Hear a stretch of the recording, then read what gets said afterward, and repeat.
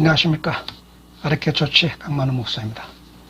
지난 시간은 마태복음 1장 1절 아브라함과 다윗의 자손 예수 그리스도의 계보라는 구절에서 후반부 다윗의 자손 예수 그리스도의 계보에 초점을 맞춰서 말씀을 전했습니다. 정확히 말씀드리면 다윗의 자손이 아니라 다윗의 그 자손이라고 분명히 말씀드렸습니다. 그 자손이라는 말은 이미 성경에 언급된, 성경에 예언된 그 자손이라는 의미를 강조하는 것입니다. 지난 시간에 말씀드렸습니다만 이는 하나님이 나단 선지자를 통해서 다윗 왕에게 하신 언약, 즉 나단의 신탁이 이루어진 실현된 구절이라고 말씀을 드렸습니다. 하나님은 나단 선지자를 통해 다윗에게 말씀하십니다. 내 씨를 내 뒤에 세고 그의 나라를 견고하게 하리라. 그의 나라 왕위가 영원히 견고하리라 라고 말씀하셨습니다. 즉 다윗의 씨, 다윗의 자손으로 말미암아 이스라엘은 견고한 나라, 그리고 그의 왕위는 견고하리라고 언약하신 것입니다. 그렇다면 예수 그리스도가 나단의 신탁에 실현된 바로 그 자손이라면 예수 그리스도는 다름 아닌 이스라엘의 왕, 영원한 왕국 이스라엘의 영원한 왕이라는 의미를 담고 있습니다. 이렇게 예수 그리스도가 이스라엘의 왕, 나단의 신탁을 이룬 이스라엘의 왕이라고 할 때 우리는 그 모습에서 무엇을 연상합니까? 성경 저자를 비롯한 저자들, 그리고 작가들은 자신의 메시지를 독자에게 전하기 위해서 단어, 구절, 문장 등 언어를 사용할 뿐 아니라 보다 효과적으로 자신의 메시지를 전하기 위해서 독자로 하여금 연상작용, 이미지네이션을 불러일으킵니다. 예컨대 이스라엘의 왕이신 예수 그리스도가 갈 때 독자는 예수에게서 왕, 그리고 왕궁, 왕국, 왕좌, 이렇게 존귀한 신분, 그리고 그의 권력과 권좌를 먼저 떠올립니다. 하지만 그런 모습, 세상의 지극히 높은 자로서의 그 모습이 과연 예수 그리스도의 실제 형상일까요? 성경이 말하고자 하는 예수 그리스도의 형상이 바로 그런 모습일까요? 지난 시간 말미에 잠깐 말씀드렸습니다.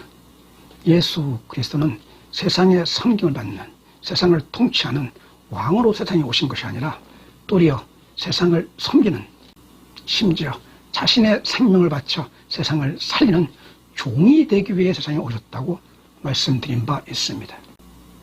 요컨대 나단의 신탁이 실현된 이스라엘 왕인 동시에 자신의 생명을 바치는 종으로서의 예수 그리스도, 왕인 동시에 종이라는 역설, 그리고 반전의 메시지를 설명하기 위해서 우리는 마태복음 1장 1절을 보다 깊이 있게 그리고 심층적으로 읽고 분석해야 합니다.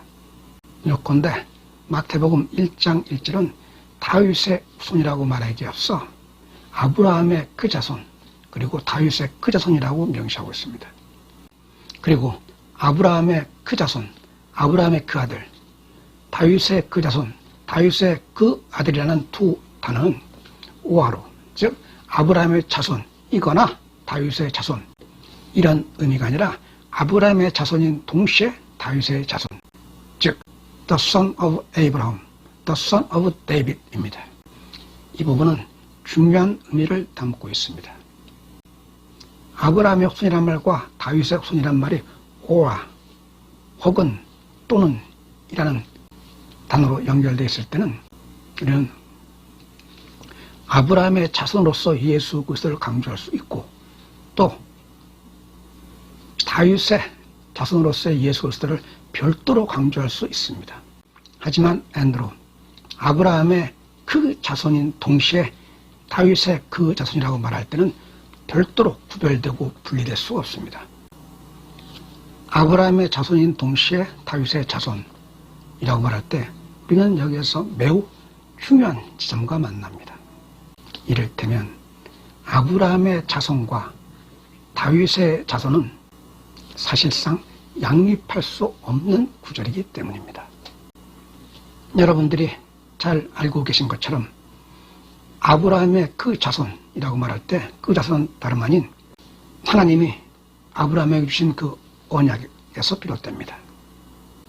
아브라함이 하나님의 무서운 명령, 무서운 시험, 즉 내 아들, 내 독자 이삭을 번제로 바쳐라. 상상조차 하기 힘든 그 명령을 했을 때 아브라함은 잠시의 망설임도 없이 그 말에 준행하였습니다. 성경은 이해돼, 그리고 하나님은 이해돼 이렇게 말씀하십니다. 내 씨로 말미암아 천하 만민이 복을 받으리라. 이는 내가 나의 말을 준행하였습니다. 라고 말씀하십니다. 여기에서 중요한 부분은 다름 아닌 천하 만민이 복을 받는다는 이 구절입니다. 천하 만민은 세상의 모든 사람을 말합니다. 이는 다윗의 그 자손을 통해서 언약하신 이스라엘, 물리적인 이스라엘 범주를 뛰어넘습니다. 아브라함의 자손 그리고 다윗의 자손이 간단히 양립할 수 없는 더욱 중요한 근거는 천하 만민을 위한 복의 근원이라고 말할 때 천하 만민은 차별이 없습니다. 반면에 다윗의 자손 그리고 다윗의 왕위를 잇는 이스라엘 왕이라고 할 때는 거기에는 차별과 계급이 있습니다. 즉 이스라엘과 이방의 차이가 있고 부자와 빈자의 차이가 있고 가진 자와 없는 자의 차이, 세상에 권력을 지닌 자와 권력이 없는 자의 차이, 나아가 율법을 지키는 자와 율법을 지키지 못하는 자의 차이, 이른바 의인과 죄인의 차이, 무수한 차이와 차별을 담고 있습니다. 즉 차별이 없는 천하만민이라는 이 단어와 차별 그리고 계급이 전제된 이스라엘의 왕이라는 말은 사실상 양립할 수 없는 두 구절입니다. 그럼에도 불구하고 성경저자는 마태복음 1장 1절 다름 아닌 예수 그리스도의 형성을 말하는 이 중요한 구절에서 아브라함의 그 자손인 동시에 다윗의 그 자손인 예수 그리스도의 계보라고 분명히 말하고 있습니다. 그렇다면 문자적으로 그리고 의미상 양립할 수 없는 두 구절이 성경에 나란히 병행하고 있는 이유는 무엇일까요?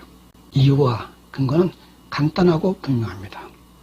예수님은 예수 그리스도는 나단의 신탁을 문자적으로 실현한 이스라엘의 왕, 세상에 군림하는 통치자, 지배자가 아니라 도리어 세상을 섬기는 종이기 때문이며 나단의 신탁에서 하나님께서 말씀하신 영원한 왕국, 영원한 왕위는 물리적인 이스라엘, 팔레스타인의 작은 변방국가 물리적인 이스라엘이 아니라 세상에 심는 하나님 나라이기 때문입니다.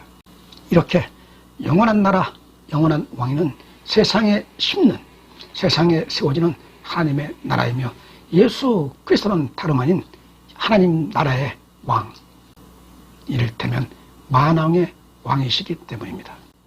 만왕의 왕이시오 믿음의 왕이신 예수 그리스도는 우리를 세상의 죄인을, 세상에 지극히 비천한 자들을 구원하기 위해서 자기 자신을 바치시는, 자기 자신의 생명을 바치시는 섬김의 종입니다. 예수께서 제자들에게 말씀하십니다. 인자가 온 것은 섬김을 받으려 함이 아니요 도리어 섬기려 하고 자기 목숨을, 즉 예수 그리스도의 그 목숨을 많은 사람들, 세상 사람들의 그 죄를 씻기 위한, 죄에서 구원하기 위한 대성물로, 대속 제물로 주려 함이라 이렇게 말씀하십니다. 여기에서 대성물로 주려 한다, 대성물로 자기 생명을 바친다는 이 말씀이 우리에게 전하는 메시지가 무엇입니까? 유대인은 짐승을 제물로 바쳐 제사를 드리면서 자신들의 죄를 대속하는 속죄제를 드렸습니다. 그런데 예수께서 자기 목숨을 많은 사람들을 살리기 위해서 대속 제물로 바친다는 말씀은 예수께서 친히 천하디 천한 짐승이 되시겠다고 말씀하신 것입니다. 예수께서 친히 종 가운데서 가장 비천한 종이 되겠다고 말씀하신 것입니다. 이렇게 세상에 지극히 비천한 자들, 세상의 죄인들, 병자, 가난한 자, 버림받은 자들, 이들을 살리기 위해서, 이들을 구원하시기 위해서 자신의 생명을 제물로 바친 예수 그리스도, 이것이 진정한 예수 그리스도의 형상입니다. 이렇게 자신의 생명을 온갖 고통과 수욕을 견뎌내며 자신의 생명을 바쳐 우리를 살리신 예수 그리스도, 그분이 진정한 그리스도이시며 그분이 진정한 만왕의 왕이신 구세주 예수 그리스도이십니다. 빌립보서의 저자는 이 부분을 분명하게 말하고 있습니다. 그는 근본 하나님의 본체시나 하나님과 동등됨을 취할 것으로 여기지 아니하시고 오히려 자기를 비워 종의 형체를 가지사 사람들과 같이 되셨고 사람의 모양으로 나타나사 자기를 낮추시고 죽기까지 복종하셨으니 곧 십자가에 죽으심이라. 이러므로 하나님이 그를 지극히 높여 모든 이름 위에 가장 뛰어난 이름을 주사 하늘에 있는 자들과 땅에 있는 자들과 땅 아래에 있는 자들로 모든 무릎을 예수의 이름 앞에 꿇게 하시고 모든 입으로 예수 그리스도를 주라 시인하여 하나님께 영광을 돌리게 하셨느니라. 이렇게 비천한 종으로 자신의 생명까지 바치는 지극히 비천한 종으로 세상에 오셔서 마침내 우리를 살리시고 우리를 구원하시는, 우리 이를테면 세상의 죄인이요 죄로 말미암아 죽을 수밖에 없는 우리를 살리신, 우리를 구원하신 구원자로서 마침내 만왕의 왕 예수 그리스도가 되시는 것입니다.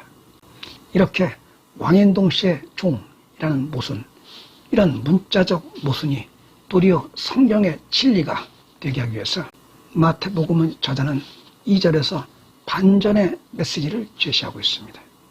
우리는 성경을 읽으면서 마태복음 1장을 읽으면서 아브라함의 그 자손 그리고 다윗의 그 자손 예수 그리스도의 계보라 라는 이 구절이 함축하는, 이 구절이 제시하고 있는 그 심층 메시지를 간과한 채 어찌 보면 독자의 눈, 독자의 시선으로 소홀히 했던 경향이 없지 않습니다. 다시 강조해 말씀드립니다. 이 구절이 함축하고 있는 그 심층 메시지를 들여다봐야 합니다. 그때 비로소 우리는 마태복음 저자가 말하고자 하는 예수 그리스도의 형상에 대해서 보다 가까이 그리고 깊이 다가갈 수 있습니다. 뿐만 아닙니다.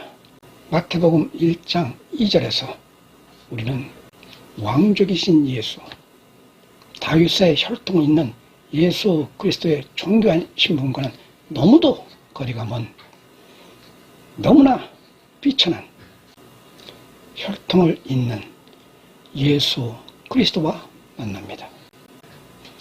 마태복음 1장 2절은 매우 지루한 구절입니다. 아브라함이 이삭을 낳고 이삭은 야곱을 낳고 야곱은 유다와 그의 형제들을 낳고 무려 아브라함부터 예수까지 이어지는 42대의